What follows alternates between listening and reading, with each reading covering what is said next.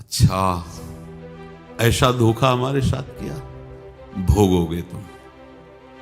ये जो निकलता है ना, भोगोगे, ये अकाट्य होता है। क्योंकि किसी का भी हृदय, मान लो किसी भी जीव जंतु को आप कष्ट दें और उसका हृदय आह भर जाए, तो वो आह वज्र की लेखे तुम्हें भोगना पड़ेगा। वो आह किसी की ना लेना जिंदगी।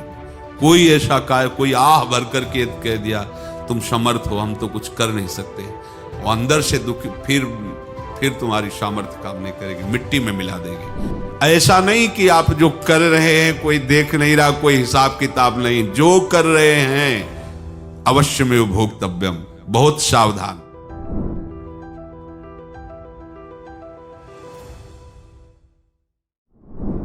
जीव स्वयं नित्य निरंतर कर्मों के जाल को रच रहा है और अपने आप को बांध रहा है।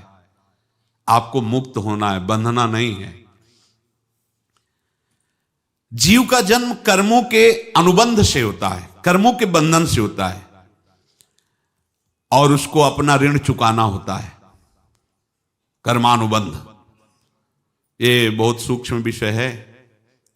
जैसे आप जिस परिवार में जन्म लिए हैं, तो उस परिवार के लोगों से आपका ऋण है, इसलिए उसी परिवार में आप आए हैं।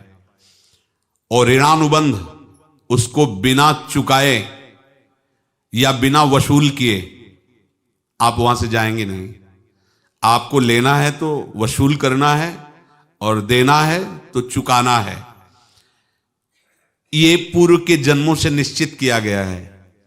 जैसे किसी के यहां पुत्र हुआ, जन्म से ही पैसा खर्चा शुरू हुआ, जो बड़ा हुआ तो उद्दंडता के द्वारा मार पूरे परिवार को क्लेश पर क्लेश देता चला जा रहा है। ये तुम्हारे कर्म का फल है। या ऐसे शक्तिहीन बुद्धिहीन ऐसे पागल पूरे जीवन सेवा करो, तुमसे अपना हिसाब चुकाने के लिए वो आया है।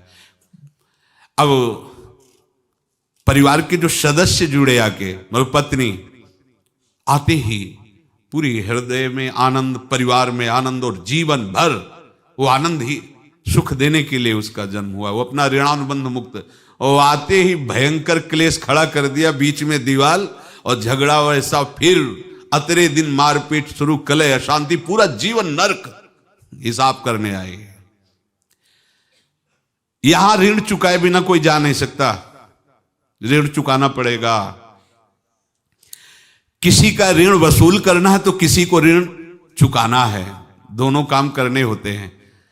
अनेक जन्मों में अनेक लोगों के साथ हमने जो बर्ताव किए हैं, अच्छे या बुरे, वो होंगे। अब किसी आदमी को हम जानते नहीं, अचानक मिला, अचानक टक्कर लगा और मार पीट गाली गुप्ता सब कर दिया, चुपचाप सह लो। क्यों? ये आपका हिसाब है, पूर्व का हिसाब। हमारा उससे कोई द्वेष नहीं, कोई संकल्प नहीं। अचानक घटना घटी और हमसे द्वेष करने लगा, हमें पीटने लगा, हमें गालियां दे, ये हिसाब है, चुपचाप सह जाओ। अपने घर का भाई ही भारी दुश्मन बन गया और क्लेश दे, हिसाब है। एक प्रभुदत्त ब्रह्मचारी जी की वाणी में पढ़ा था, एक महात्मा जी भ्रमण करते थे, तो उस समय असरफियां चलती थी, मोहरे असरफियां, तो उनको भेंट में देते लोग। तो या तो ठाकुर सेवा में लगे तत्काल, या संत सेवा में तत्काल लगे, उसका संग्रह करके डोलना ये ठीक नहीं है। बैरागी के लिए सिद्धांत में ये ठीक नहीं है। तो जब 2, 4, 6, 8 ऐसे मोहरे हुई, तो उन्होंने विचार किया कि और भ्रमण करके जब काफी मोहरे हो जाएंगी तो प्रयागराज में जब कुंभ पड़ता है, एक बार पूरे सब अखाड़े के संतों को, अलग अलग संप्रदाय सब संतों को बुलाएंगे और सबको पवाएंगे। अब साधु है तो यही विचार करेगा, और क्या विचार करेगा। तो उन्होंने ऐसे डंडा बनवाया, बेंत, जो ऊपर से चूड़ीदार और भीतर पोला, और मोहरे उसमें डालते गए। और भ्रमण, जहां जहां श्रद्धालु भगत थे सबके यहां जाना, और इच्छा रखना कि एक मोहर तो दे दे दक्षिणा में। कामना कोई भी हो वो बांधती ही है, ध्यान रखना। इसीलिए प्रभु जो चाहे वो करे, अपनी चाह नहीं रखनी चाहिए, अपनी चाह प्रभु की चाह में मिला देनी चाहिए। धीरे धीरे वो छड़ी भर गई। भ्रमण करने वाले महात्मा चूड़ी लगाई, इंतजार करते रहे। जब प्रयाग का कुंभ पड़ा तो चले। तो रास्ते में एक गांव में पूछा जाता है, जैसे कहीं रुको कि कोई श्रद्धालु ऐसा है जो संत सेवी है। तो कुछ लोगों ने बताया, हाँ एक परिवार है बहुत संत सेवी है और आपको मिलाते हैं उनसे। आइए महाराज, घर में रुका। खूब अच्छा हलवा पूड़ी पवाया और जो घर के मालिक थे चरण दबाए। चरण दबाते दबाते उनकी दृष्टि पड़ी उस डंडे पे। इतना मोटा और ऊपर से कुछ चूड़ी सी भी नजर आ रही, इस डंडे में तो कोई रहस्य है ही है। अब महात्मा जी को खवा पिला के सुला दिया। महात्मा जी जब सो गए तो पत्नी से धीरे से कहा, वो डंडा लाओ बाबा जी का। डंडा, वो चूड़ीदार जो ही खोला पलटाया तो सैकड़ों मोहरे। ऐसे संत रोज पधारे भगवान, तुम आनंद हो जाए फिर क्या। पत्नी से कहा, नाप के कंकड़ लाओ। वो तो महात्मा जी तो खाए खीर पूड़ी, आराम से सो रहे।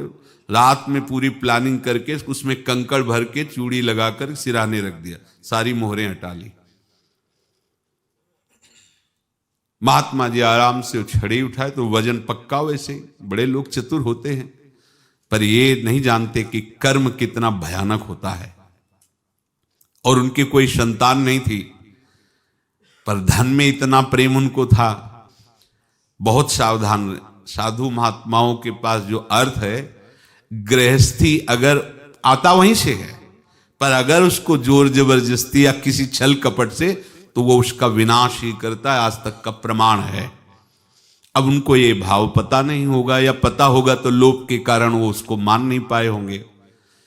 महात्मा जी गए प्रयाग में, किसी अखाड़े पर रुके और वहां प्रार्थना की कि कल जो है संपूर्ण अखाड़ों का निमंत्रण किया जाए और सब संतों को भोग पवाया जाए और उनको दक्षिणा भी दी जाए। महंत ने सोचा कि बहुत बड़ा है तो उत्सव है, क्योंकि प्रयाग में कितने हजारों संत महात्मा सब। तो उनका महाराज बोरों इसमें चीनी और टीनों घी लगेगा, सब व्यवस्था। बोले आप मंगाइए।